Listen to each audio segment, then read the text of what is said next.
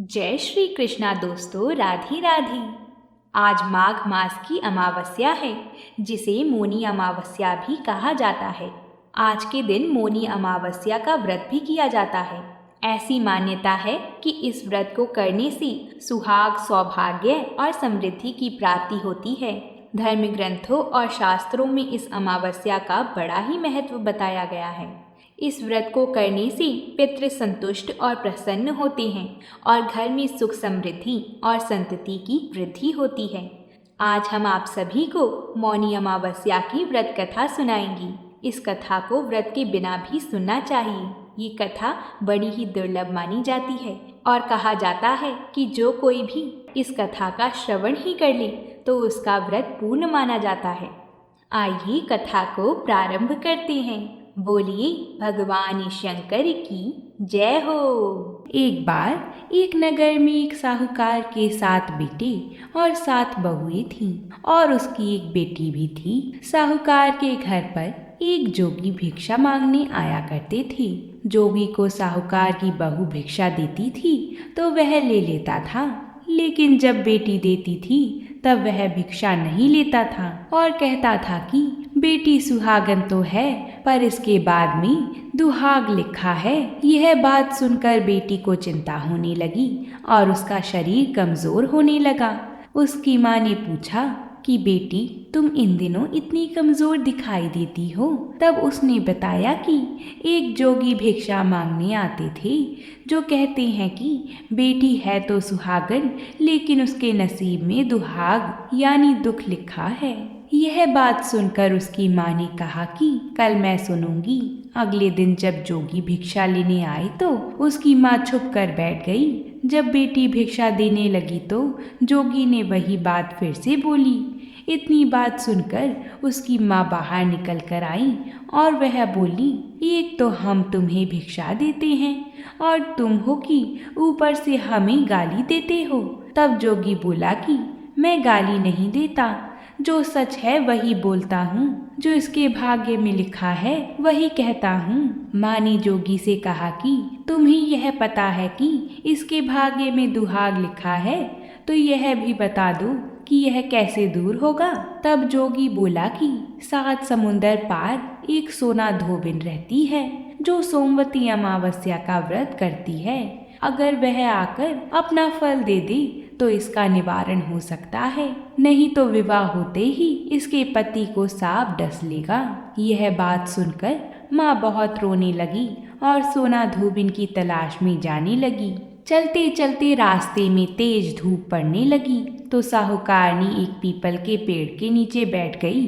उस पीपल के पेड़ में एक गरुड़ पक्षी का घोंसला था, जिसमें गरुड़ का छोटा बच्चा था। साहूकारनी को घोंसले के पास एक सांप जाता दिखाई दिया तो उसने उस गरुड़ के बच्चे को बचाने के लिए उस सांप को मारकर डाल के नीचे रख दिया। जब गरुड़ और पंखनी आए तो घोंसले के पास खून देखकर क्रोधित हो उठे और साहूकारनी को चोंच मारने लगे।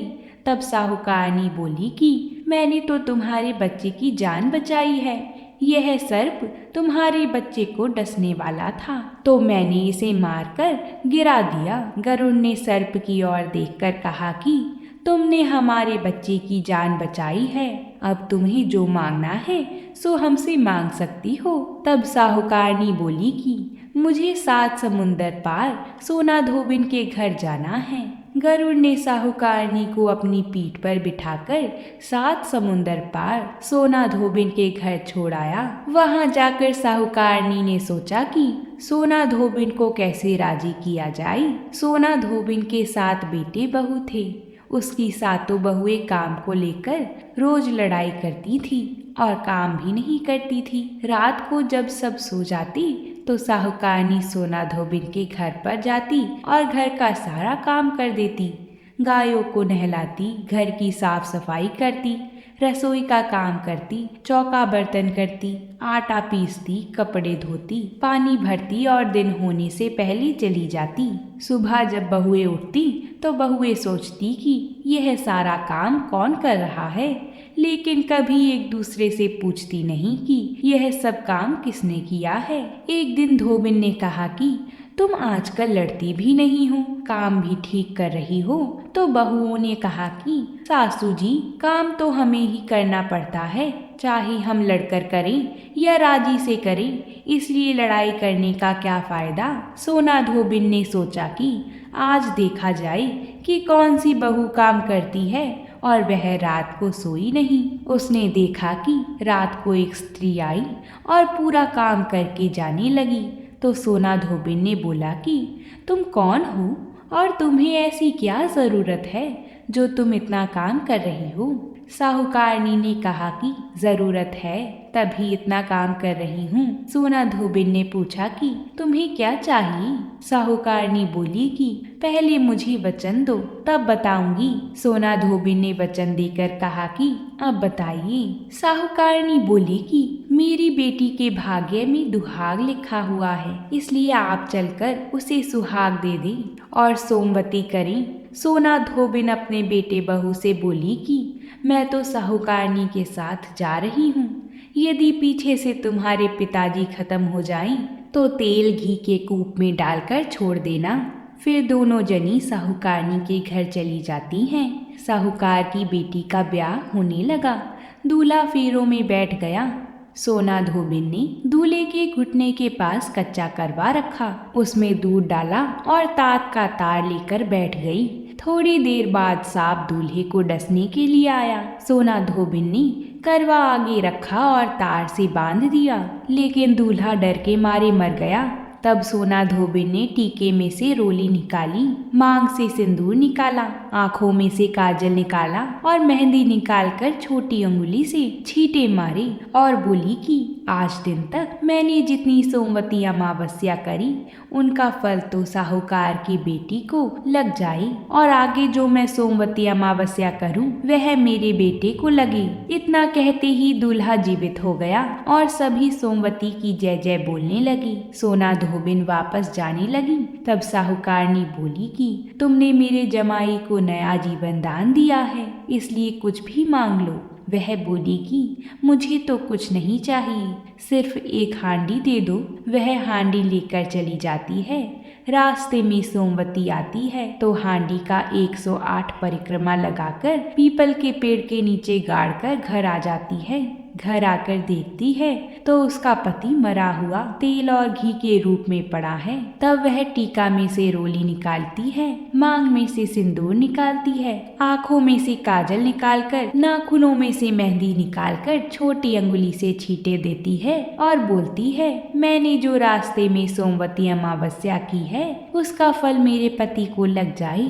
इतना कहते ही उसका पति उठकर बैठ जाता है। तब घर में एक ज्योतिषी आई और बोली कि जजमान, सोमवती अमावस्या को मेरा क्या है तो दक्षिणा दो। सोना धोबिन बोली कि मुझे तो सोमवती अमावस्या रास्ते में आई थी। सोना धोबिन बोली कि मुझे तो सोमवती रास्ते में आई थी तो कुछ भी नहीं किया, जो कुछ भी किया वह सब पीपल के नीचे गाड़ दिया। ज्योतिषी ब्राह्मण ने जाकर खोद कर देखा तो 108 और 13 सोने के चक्कर मिले। ज्योतिषी ब्राह्मण सबको घर ले आया और बोला कि ऐसी फेरी की है, और मुझे बोल दिया कि कुछ भी नहीं किया। सोना धोबिन बोली कि यह तो तुम्हारे भाग्य से ही हुआ है, इसलिए इसे तुम ही ले जाओ। ब्राह्मण बोला कि मेरी तो इसमें चौथी पाती है, बाकी आपका मन हो उसे दे देना। सारी नगरी में बोल दिया गया कि सब सोमवती अमावस्या का व्रत कीजिए। हे सोमवती अमावस, जैसा साहूकार की बेटी को सुहाग दिया वैसा सबको देना। बोलिए भगवान शंकर की जय हो। अब हम अमावस की दूसरी पौराणिक कथा को प्रारंभ करते हैं। प्राचीन समय की बात है। एक नगर में एक ब्राह्मण और ब्राह्मणी रहा करती थी। वह दोनों भगवान की परम भक्त थी। उनके घर में सब कुछ था, पर उनके कोई संतान नहीं होने से वह अति दुखी रहती थी। एक दिन ब्राह्मण ने अपनी पत्नी से वन में तपस्या करने जाने के लिए कहा। तब वह ब्राह्मण भगवान पर भरोसा करके वन में चला गया। जंगल में जाकर तप करने लगा। बहुत वर्ष बीत गए। उसको वैराग्य हुआ कि अब अपना जीवन समाप्त कर दूंगा। इस प्रकार सोचकर वह पेड़ की डाली पर फांसी का फंदा लगाकर मरने को तैयार हो गया। तब सुख अमावस्या माता प्रकट होकर बोली, देख ब्राह्मण, तुम्हारे 7 जन्म तो कोई संतान नहीं लिखी है, किंतु मैं तुम्हें 2 कन्या का वरदान देती हूँ। एक का नाम अमावस्या, दूसरी का नाम पूनम रख देना। तेरी स्त्री को कहना कि सुख अमावस्या का व्रत या उपवास करी। अमावस्या के दिन 1 कटोरी चावल भरकर उस पर दक्षिणा रखकर किसी मंदिर में रखाना, फिर 1 कटोरी चावल सहित दान करते रहना। ऐसा 1 साल तक करना। ब्राह्मण घर आया और उसने सभी घटना अपनी पत्नी को बताई और अमावस्या के दिन ब्राह्मणी ने अमावस्या का व्रत रखा। कुछ समय बाद उसको 2 कन्या हुई। तब उसने एक का नाम अमावस्या व दूसरी का नाम पूनम रख दिया। वह दोनों कन्या धीरे धीरे बड़ी होने पर उनका विवाह करा दिया गया। बड़ी बहन अमावस्या धार्मिक थी, बल्कि छोटी बेटी भगवान को बिल्कुल ही नहीं मानती थी। बड़ी के घर में तो सुख समृद्धि का भंडार भरपूर था, पर छोटी बहन पूनम की दुख का पार नहीं था। जब बड़ी बहन अमावस को छोटी के बारे में सब मालूम हुआ कि उसकी बहन दुखी है, तब बड़ी बहन अमावस्या ढेर सारा अनाज लेकर छोटी बहन के घर गई और उसे कहा, बहन पूनम, सुख अमावस्या का व्रत तुम भी करो और पूजा करके उपवास करो, जिससे तुम्हारे घर में सुख समृद्धि का भंडार भरा रहेगा। 1 साल तक चावल का कटोरा भरकर साथ में दक्षिणा दान करना। तब अपनी बड़ी बहन की बात मानकर पूनम ने भी ऐसा ही किया। कुछ दिनों बाद उसके भी घर में धन धान्य और संतान की प्राप्ति हुई। इस प्रकार जो कोई भी अमावस्या का व्रत आदि विधि पूर्वक करता है, उसके घर में सुख समृद्धि का भंडार माँ सुख अमावस्या पूर्ण करती हैं। बोली माता सुख अमावस्या की जय हो। अब सुनेंगे पीपल पथवारी की कहानी, जिसे आज के दिन सुनना बेहद ही शुभ माना जाता है। एक नगर में एक गुजरी थी। उसने अपनी बहू से कहा कि तू दूध दही बेच आ। तो वह दूध दही बेचने गई। कार्तिक का महीना था। वहाँ पर सब औरतें पीपल सींचने आती थीं। तो वह भी बैठ गई और औरतों से पूछने लगी कि तुम क्या कर रही हो। तो औरतें बोली कि हम तो पीपल की पथवारी सींच रही हैं। तो उसने पूछा, इससे क्या होता है। औरतों ने जवाब दिया कि इसके करने से अन्न धन मिलता है, वर्षों का बिछड़ा हुआ पति मिलता है। उस गुजरी ने कहा कि तुम तो पानी सींच रही हो, मैं दूध दही को सींचूंगी। उसकी सास रोज कहती कि तू दूध दही बेचकर पैसे ला कर दे। तो उसने कहा, जब कार्तिक का महीना पूरा हो जाएगा तब ला के दे दूंगी। और कार्तिक का महीना पूरा हो गया। पूनम के दिन बहू पीपल पथवारी के पास धरना लेकर बैठ गई। पीपल ने पूछा कि तू यहाँ क्यों बैठी है। उसने कहा, मेरी सास दूध दही का पैसा मांगेगी। तो पीपल ने कहा, मेरे पास पैसा नहीं है, यह पत्थर डंडे पान पत्ते पड़े हैं, वह ले जा और गुल्लक में रख देना। जब सास ने पूछा कि पैसे लाई है, तो बहू ने कहा, मैंने पैसे गुल्लक में रखे हैं। तब सास ने गुल्लक खोलकर देखी तो सास देखती रह गई कि उसमें हीरे मोती जगमगा रहे थे। पत्थर डंडे और पत्तों का धन हो गया था। सास बोली कि बहू, इतना पैसा कहाँ से लाई। तो बहू ने आकर देखा तो बहुत धन पड़ा था। तब बहू ने कहा, सासू जी, मैंने तो 1 महीने दूध दही से पीपल की पथवारी को सींचा था और मैंने उससे धन मांगा था, तो उसने मुझे पत्थर डंडे पत्ते दिए थे जो मैंने गुल्लक में रख दिए थे और वह ही हीरे मोती हो गए हैं। तब सासू जी ने कहा कि अब की बार मैं भी पतवारी सींचूंगी। सासू दूध दही तो बेच आती और हांडी धोकर पीपल पतवारी में रखाती और बहू से कहती कि तू मेरे पैसे मांग। तो बहू ने कहा कि कभी बहू भी सास से पैसे मांगती है क्या। तो सास बोली कि तू मेरे से पैसे मांग। तो बहू ने सास से दूध दही के पैसे मांगे तो सासू जी पीपल पतवारी पर जाकर धरना देकर बैठ गईं। तो डंडे पत्ते पान भाटे उसे भी दिए और कहा गुल्लक में जाकर रख दियो। सासू ने भी यह सब गुल्लक में डाल दिया। फिर बहू ने खोलकर देखा तो उसमें कीड़े मकोड़े चल रहे थे। बहू ने सास से कहा, यह क्या है? तो सास देखकर बोली कि पीपल पथवारी ने तेरे को तो अन्न धन दिया और मुझे कीड़े मकोड़े दिए।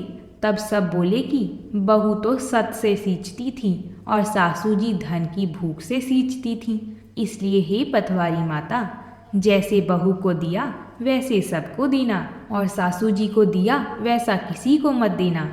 बोलिए पथवारी माता की जय। अगर आपको ये वीडियो अच्छी लगी हो तो कमेंट में हर हर महादेव अवश्य लिखिएगा। हम आप सभी के लिए ऐसी ही त्योहारों से जुड़ी कथाएं लाते रहते हैं, तो प्रेम से बोलिए भगवान शंकर की जय हो।